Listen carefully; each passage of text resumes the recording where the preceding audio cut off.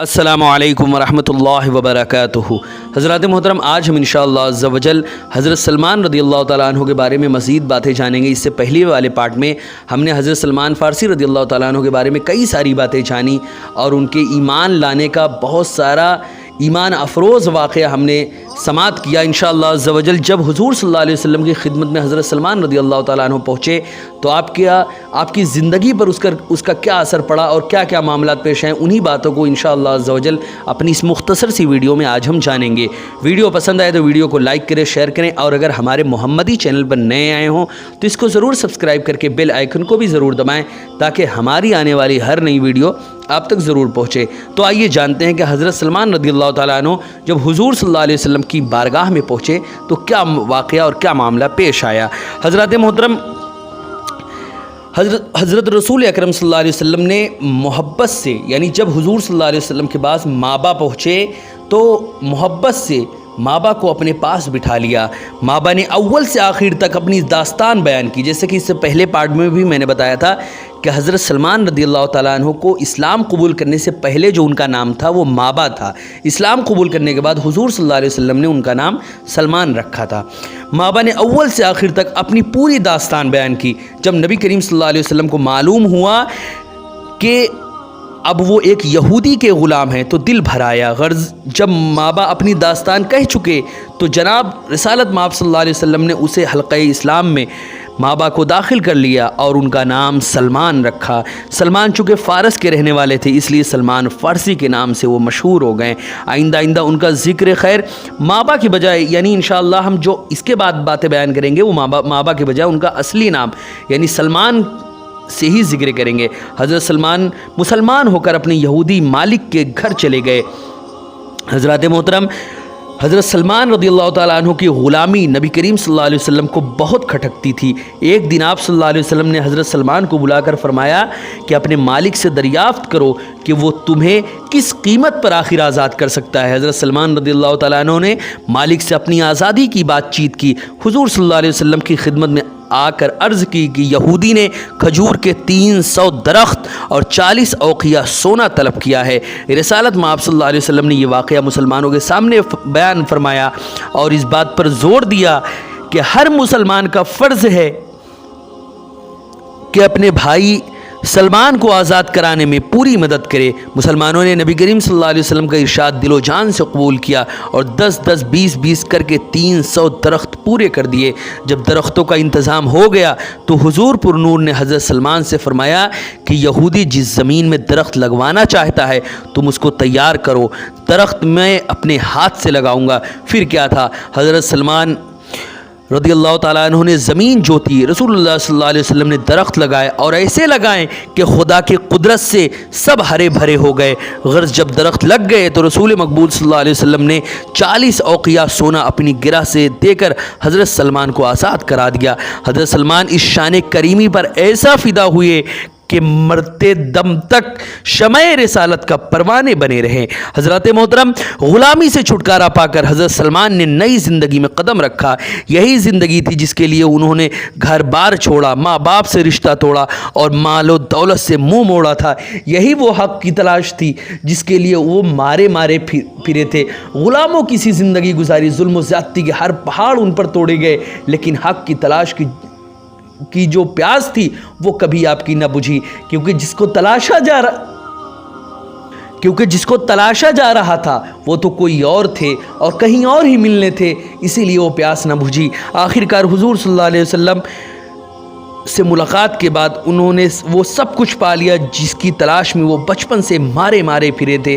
حضرات محترم، مدینہ میں حضرت سلمان کا کوئی رشتہ دار نہ تھا، وہ بھی ایک طرح سے مہاجر تھے، اس لیے نبی کریم صلی اللہ علیہ وسلم نے مدینہ کے ایک مشہور انصاری حضرت ابو دردہ سے حضرت سلمان کا بھائی چارہ کرا دیا۔ اب حضرت سلمان دینی بھائی حضرت ابو دردہ کے مکان میں رہنے لگے اور اس طرح ان کی تمام پریشانیوں کا خاتمہ ہو گیا۔ حضرات محترم، مسلمانوں کے لیے اللہ کی راہ میں جنگ کرنا سب سے بڑی عبادت ہے، اور سچ تو یہ ہے کہ نماز، روزہ، زکوٰۃ اور حج جیسی بڑی عبادتوں کے لیے تیاری کا سبق دیتی ہے۔ شروع مسلمانوں کو اللہ کا کلمہ بلند کرنے کے لیے کافروں کے خلاف بہت سی لڑائیاں لڑنی پڑیں۔ جب بدر اور احد کی لڑائیاں لڑی گئیں، اس وقت حضرت سلمان رضی اللہ تعالیٰ عنہ یہ غلام تھے، اس لیے وہ ان لڑائیوں میں حصہ نہ لے سکے۔ جب آزاد ہوئے تو سب سے پہلے جنگ خندق پیش آئی۔ اس دفعہ مکہ کے گرد و نواح کے تمام کافر یہ طے کر کے آئے تھے کہ مسلمانوں کا بالکل خاتمہ کر دیں گے۔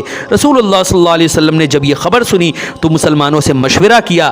حضرت سلمان رضی اللہ تعالیٰ عنہ نے یہ عرض کیا کہ میری رائے یہ ہے کہ شہر کے گرد و پورے چاروں جانب ایک خندق، ایک گڈھا کھودا جائے تاکہ دشمن شہر میں داخل ہی نہ ہو سکے۔ حضرت سلمان کی یہ رائے بہت پسند آ گئی، چنانچہ 3000 مسلمانوں نے مدینہ کے گرد 20 دن میں کافی چوڑی اور گہری خندق کو تیار کر دی۔ کافروں نے خندق کے باہر ڈیرے ڈال دیے، ادھر مسلمان بھی مقابلے کے لیے تیار تھے۔ کافر بہت دنوں تک مدینہ کو گھیرے بیٹھے رہے، مگر آخر کار فتح مسلمانوں کی ہوئی اور کافر ناکام ہو کر واپس چلے گئے۔ حضرت سلمان رضی اللہ تعالیٰ عنہ کے لیے فخر کا سبب بنی اور ان کی رائے پر عمل کرنے سے مسلمانوں کو فتح نصیب ہوئی۔ حضرات محترم، اس کے بعد چھوٹی بڑی جتنی لڑائیاں پیش آئیں، حضرت سلمان رضی اللہ تعالیٰ عنہ نے سب میں شرکت کی اور بہادری کے جوہر دکھا دیے۔ حضرت عمر کے زمانے میں جب مسلمانوں نے ایران پر چڑھائی کی تو حضرت سلمان رضی اللہ تعالیٰ عنہ بھی لشکر کے ہمراہ تھے۔ انہوں نے اہل وطن کو مخاطب کر کے کہا، اگرچہ میرا وطن ایران ہے مگر خدا کے فضل سے اب میں مسلمان ہوں، اگر تم بھی اسلام قبول کرو تو ہمارے بھائی ہو، ورنہ جزیہ دینا قبول کرو اور اسلام کی حفاظت میں آ جاؤ، اگر یہ شرط بھی قبول نہیں تو جنگ کے لیے تیار ہو جاؤ۔ ایرانیوں نے آخری شرط قبول کی، اسلامی لشکر نے حملہ کیا اور ایرانیوں کا قلعہ فتح کر لیا۔ حضرات محترم، حضرت سلمان رضی اللہ تعالیٰ عنہ کی عزت و وقار کا یہ عالم تھا کہ انصار کہتے تھے کہ حضرت سلمان ہم میں سے ہیں، کیونکہ ہجرت سے پہلے وہ مدینہ میں مقیم تھے۔ مہاجر کہتے تھے کہ حضرت سلمان رضی اللہ تعالیٰ عنہ ہم میں سے ہیں، کیونکہ ہماری طرح انہوں نے وطن اور رشتہ داروں کو بھی چھوڑا ہے۔ یہ جھگڑا سرکار رسالت صلی اللہ علیہ وسلم میں پیش ہوا۔ آپ صلی اللہ علیہ وسلم نے فرمایا، سلمان نہ تو انصار ہیں نہ مہاجرین میں سے ہیں، وہ تو ہم اہل بیت میں سے ہے۔ سلمان ہمارے اہل بیت میں سے ہیں، وہ ہمارے گھر والوں میں سے ہے۔ اللہ اکبر! کس قدر عزت و وقار ہے حضرت سلمان رضی اللہ تعالیٰ عنہ کی۔ حضور صلی اللہ علیہ وسلم کی بہت خدمت کرتے تھے۔ حضور صلی اللہ علیہ وسلم بھی حضرت سلمان کو بہت زیادہ چاہتے تھے اور اکثر راتوں کو بہت دیر تک باتیں کرتے رہتے تھے۔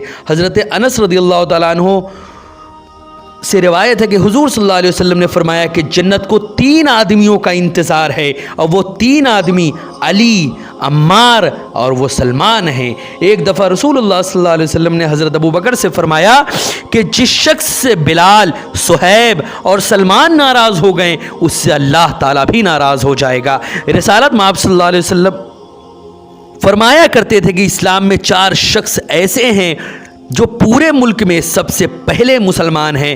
حضور صلی اللہ علیہ وسلم کا فرمان تھا کہ اسلام میں 4 شخص ایسے ہیں جو کہ پورے کے پورے ملک میں سب سے پہلے مسلمان ہیں۔ عرب میں اگر سب سے پہلا کوئی مسلمان ہے تو وہ میں ہوں، حبشہ میں اگر کوئی سب سے پہلا مسلمان ہے تو وہ بلال ہے، روم میں اگر کوئی سب سے پہلا مسلمان ہے تو وہ صہیب ہے، اور اگر ایران میں، فارس میں کوئی سب سے پہلا مسلمان ہے تو وہ سلمان ہے۔ ان واقعات سے ہمیں یہ اندازہ ہو سکتا ہے کہ رسول اللہ صلی اللہ علیہ وسلم کی نگاہ میں حضرت سلمان کی عزت و وقار کتنی زیادہ تھی۔ یہی وجہ تھی کہ صحابہ کرام بھی آپ کی بہت زیادہ عزت و قدر کرتے تھے۔ ایک دفعہ حضرت سلمان رضی اللہ تعالیٰ عنہ حضرت عمر سے ملنے گئے۔ حضرت عمر اپنے گدے سے ٹیک لگائے بیٹھے تھے۔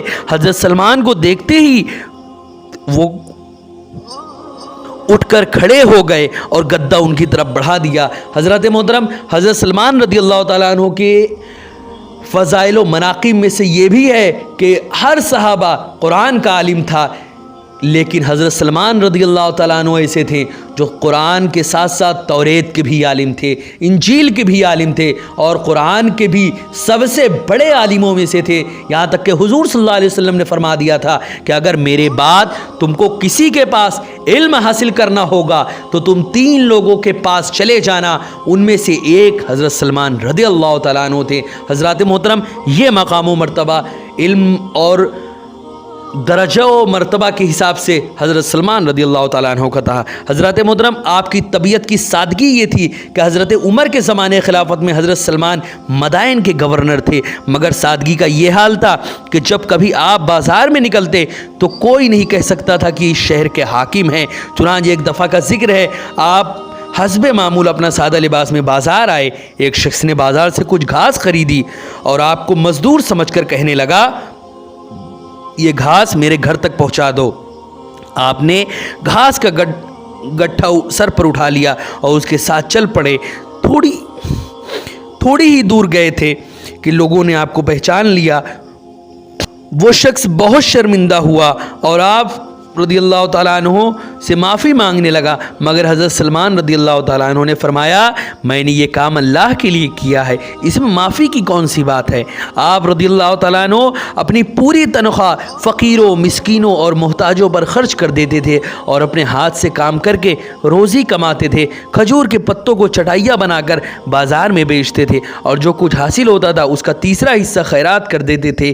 ایک مرتبہ ایک شخص آپ سے ملنے آیا، آپ بیٹھے آٹا گوندھ رہے تھے۔ اس شخص نے حیران ہو کر پوچھا آپ کا غلام کہاں ہے جو خود آپ آٹا گوندھ رہے ہیں؟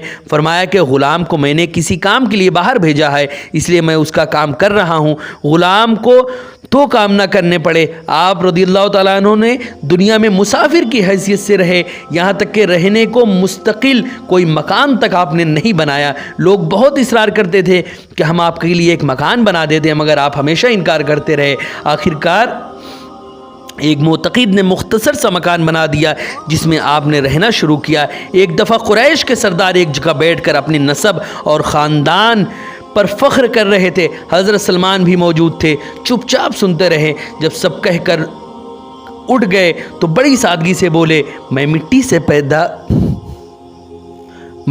سے پیدا کیا گیا ہوں اور مٹی میں ہی مل جاؤں گا۔ اگر قیامت کے دن میری نیکیوں کا پلہ بھاری رہا اور میں کریم ہوں گا، اگر میرا نیکیوں کا پلہ بھاری رہا تو میں کریم رہوں گا، ورنہ میں ذلیل و خوار ہو جاؤں گا۔ حضرات محترم، یہ چند باتیں تھیں جو حضرت سلمان رضی اللہ تعالیٰ عنہ کے بارے میں آپ نے جانا۔ انشاءاللہ عز و جل مزید ان کی زندگی کے بارے میں جو چند باتیں ہیں وہ اس کے بعد ہم انشاءاللہ عز و جل جانیں گے۔ ویڈیو پسند آئے تو ویڈیو کو لائک کریں، شیئر کریں، اور اگر ہمارے محمدی چینل پر نئے آئے ہوں تو اس کو ضرور سبسکرائب کر کے بیل آئیکن کو بھی ضرور دبائیں تاکہ ہماری آنے والی ہر نئی ویڈیو آپ تک ضرور پہنچے۔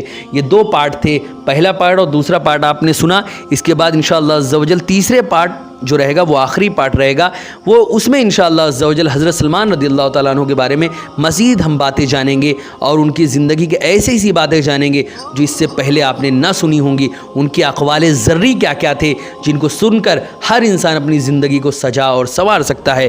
حضرات محترم، میری ہر ویڈیو آپ زیادہ سے زیادہ لوگوں تک شیئر کریں، اپنے واٹس ایپ کے ہر نمبر اور واٹس ایپ کے ہر گروپ پر شیئر کریں تاکہ ثواب جاریہ کی صورت میں قیامت تک اس کا ثواب آپ کو ملتا رہے۔ السلام علیکم ورحمۃ اللہ وبرکاتہ۔